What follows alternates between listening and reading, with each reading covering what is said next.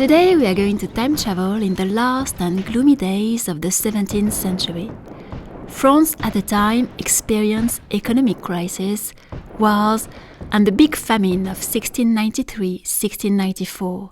After a cold and rainy summer, 1,300,000 people died. Louis XIV, Louis XIV is entering in the darkest years of his reign, and a serious amount of enchantment is required.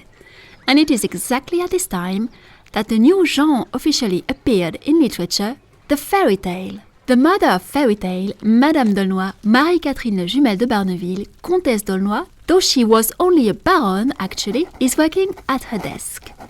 In her little house located near la rue de Garancière and la rue Palatine, just near Saint-Sulpice Church, in the elegant neighborhood of Paris, Saint-Germain. It is the end of a cold winter day and the fire is crackling in her room. She is writing the last fairy tale of the second collection of stories she wants to publish. She writes feverishly as the fairy tale trend is invading Paris. She will call this collection Contes Nouveaux ou Les Fées à la Mode. And her fairy quill is going fast on the page. It is 1698, she is 48 years old and is already a successful writer. She has already written the very first fairy tale ever published in 1690 called L'Île de la Félicité, included in her novel Le Comte de Douglas, and several other memoirs about the court in England and in Spain. She had herself, like the princesses in her fairy tales, her good share of happy and unfortunate adventures. She had loved several charming princes, had 5 children, and had been a spy for the court of France, and could have been beheaded in the execution square at 19 years old, but eventually escaped and had her happy ending thanks to her wit and her unique gifts. She was born in 1650, married at 16 years old to François de la Motte, who was 46 years old. She despised her husband, and though she will have 5 children, she will quickly have a lover of her own, Monsieur de la Moisière, at the same time that her mother, who was past 50, was dating Monsieur de Courboyer, who was only 22 years old. The 4 of them will conspire to have her husband arrested for high treason. Nothing will go as planned, and the Baron will be recognized innocent. But Colbert, Louis XIV minister, will put under arrest Monsieur de la Moisière and Monsieur de Courboyer. Under torture, they will confess everything and will be beheaded on December 1669. And while the police officers were waiting for Madame d'Aulnoy to get dressed, she will escape by a hidden staircase next to her apartment and will find a refuge in a near church. Then she will travel in England and Spain and will work as a spy for the French courts. She will gather there all the observation and ideas she will collect and later use in her fairy tales. Once having been informed of her husband's death, she will come back in Paris and start writing. But she joyfully started to enjoy her freedom again in Paris after some very stressful years.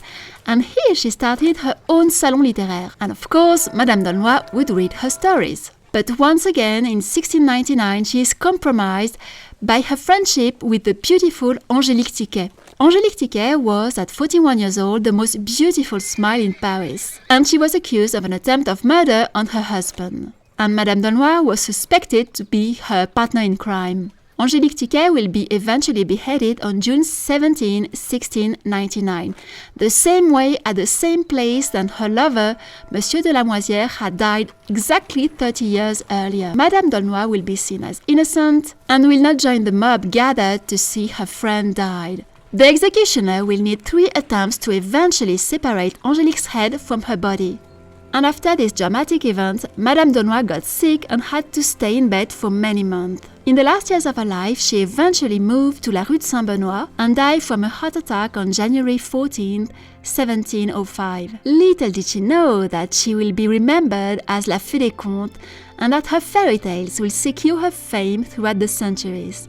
That the wildcat princess, the rum prince, the benevolent frog will enchant and sometimes scare young readers for over 3 centuries. But how strange that her adventurous life filled with happy and sometimes enchanted pages is framed by such dramatic events, with these 2 executions of her lover and a good friend of hers.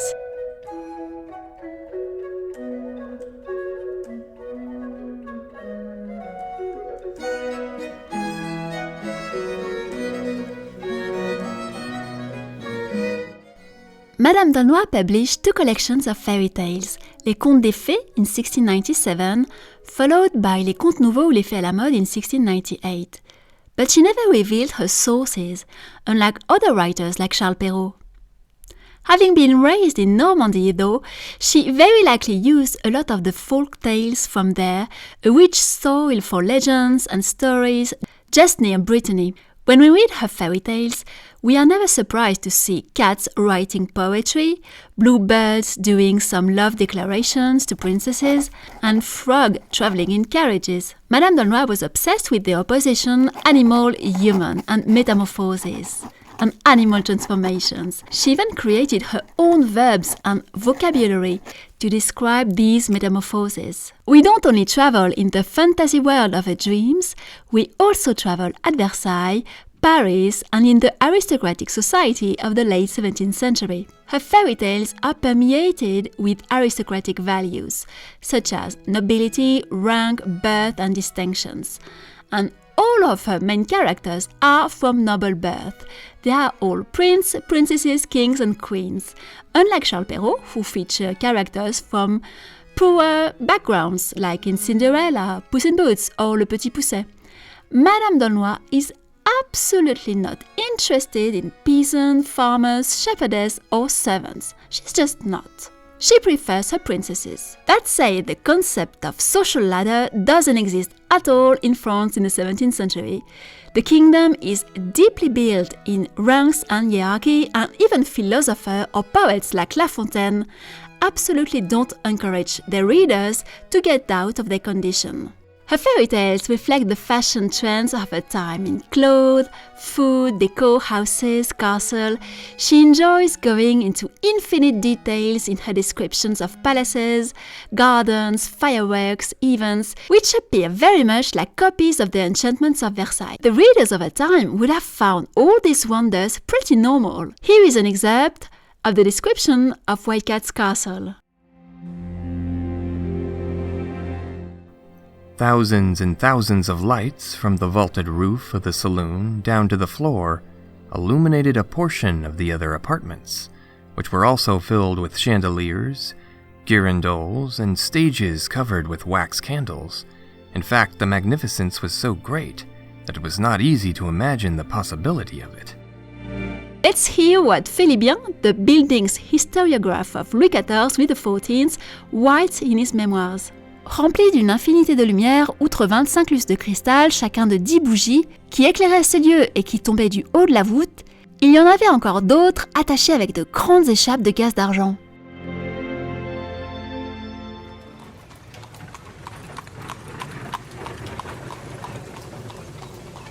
When we read her fairy tales, we can also travel in Paris in the late 17th century. A lot of shops and events and fairs are featured in her stories. In Le Prince Lutin, for example, the main character does his shopping at D'Hotel. D'Hotel was a very famous shop where you could find all sorts of objects, Rue de la Mégisserie. In the Ram, the famous Gerbois appears. It was a famous rôtisserie, a roast meat cellar. And in Belle Belle, the character eats some bread coming from Gonesse, a location just near Paris, and it was considered to be the very best bread. In the Bluebird, the two famous Parisian fairs appear. There is La Foire Saint-Germain, Saint-Germain Fair, which took place around Saint-Sulpice Church, just near Madame d'Aulnoy's home, by the way, and here you could see all sorts of sellers of all kinds. She also talks about La Foire Saint-Lambert, which took place in August and September, and here the visitors and pedestrians could see acrobats, animals, and marionettes, including the famous brioche. And we can also explore some neighborhood of Paris following Madame d'Aulnoy. When she lived in Paris, she never left Saint-Germain-des-Prés and lived close to the Église Saint-Sulpice. She had her first house there, built between La Rue de Garancière and La Rue Palatine, that we can't see anymore.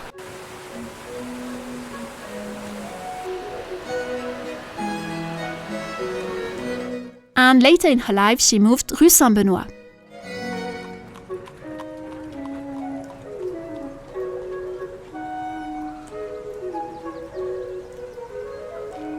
And her funeral service took place in Saint-Sulpice Church in 1705.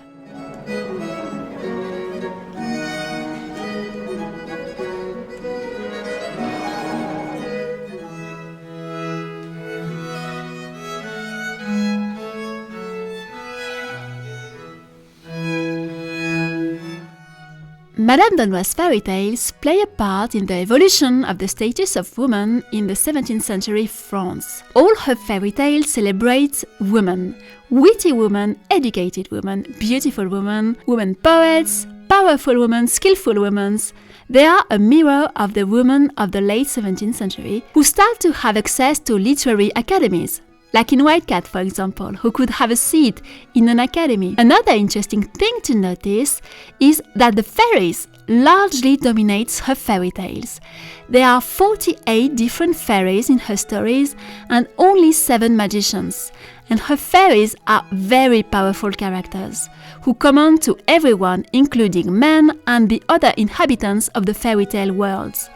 And the magic is limitless, while magicians have limited powers. And 60% of her main characters are also women. It is not a coincidence, of course, as her fairy tales are written for women readers and to please them. And we cannot forget the unhappy and dramatic years Madame d'Aulnoy lived as a very young wife, married to a much older man. And if her fairy tales all have happy weddings, her princesses don't dream of marriages and have a will of their own, like White Cat, who consider every extremities to avoid an unhappy wedding, escape, murder, suicide. And in Le Prince Sultan, she had even imagined a 600-year-old princess who lived in an island without any man at all. So fairy tales play a big part in the recognition of female writers in France in the second half of the 17th century. Women start to be recognized and respected as writers. And fairy tales are a new part of literature, a feminine part of literature, as they are mainly written by women and read and enjoyed by women as well. Madame d'Aulnoy was friends with many other women fairy tale writers, but most of these women fairy tale writers had fascinating lives, just like Madame d'Aulnoy. It is remarkable to notice that they didn't follow the social pressure of their time. Several didn't marry at all, some lived separated from their husband, some didn't have children, some lived retired, some preferred women.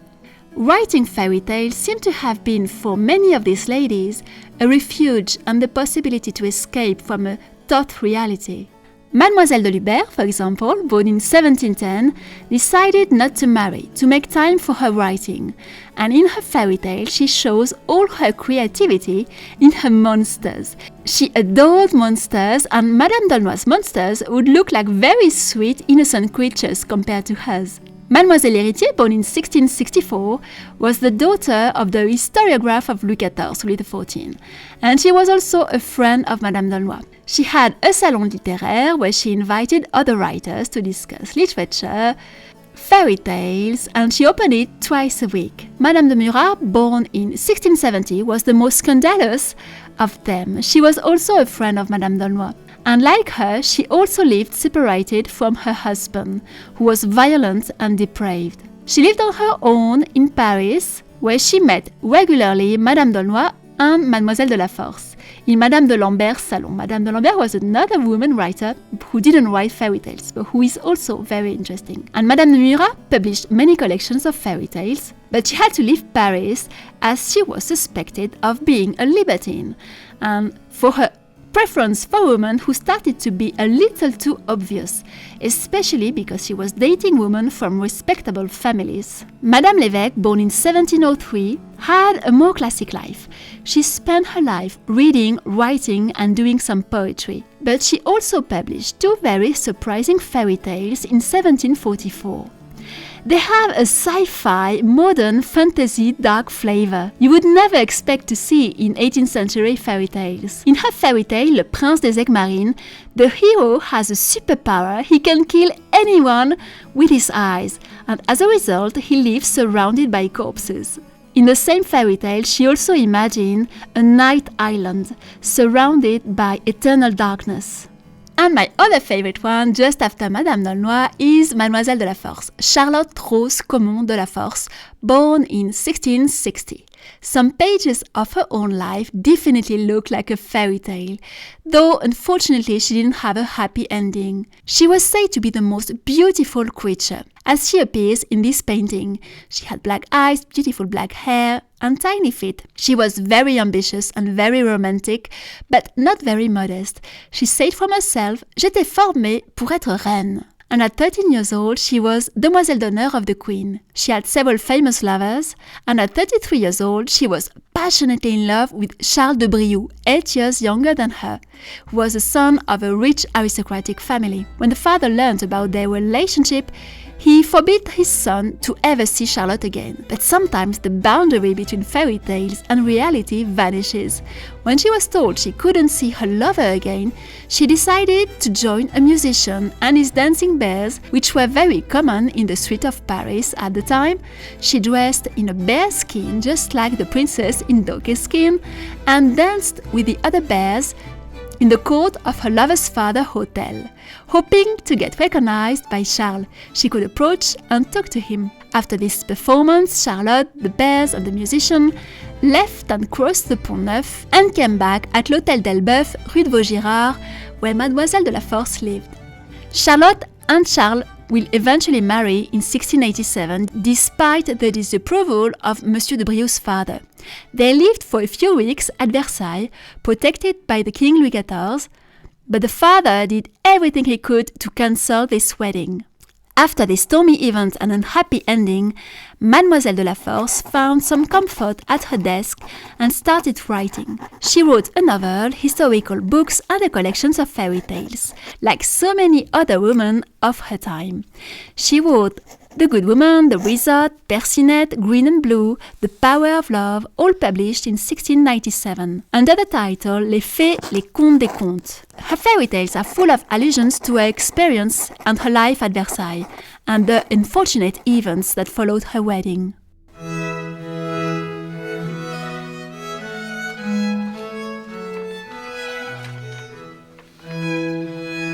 She inspired me so many characters, carousel, doll houses, but the White Cat remains my favorite.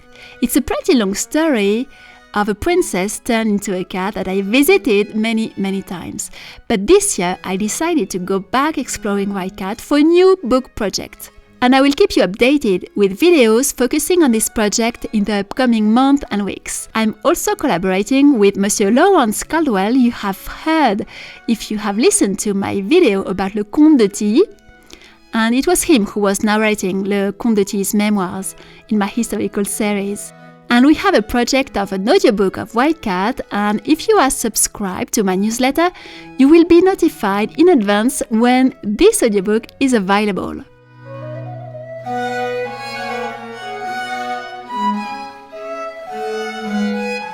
For this video, on top of Le Cabinet des Fées and all the fairy tales of Madame d'Aulnoy, who are all translated, some stories in Le Cabinet des Fées from these women fairy tale writers are translated, but most of them are not.